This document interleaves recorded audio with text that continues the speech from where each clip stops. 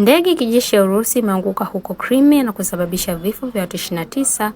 Wizara ya Ulinzi ya Urusi imeambia vyombo vya habari vya serikali.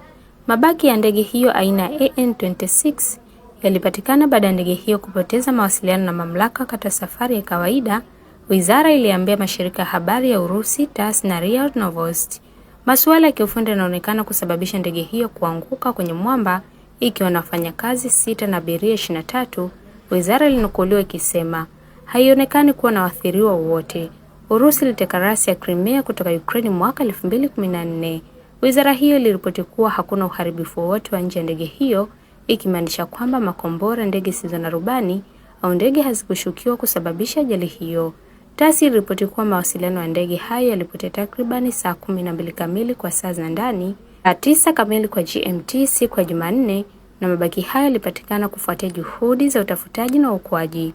Ndege ya An-26 ni ndege ya enzi za Usovieti iliyotumika hasa katika uwezo wa kijeshi kusafirisha mizigo mizito na idadi ndogo ya abiria.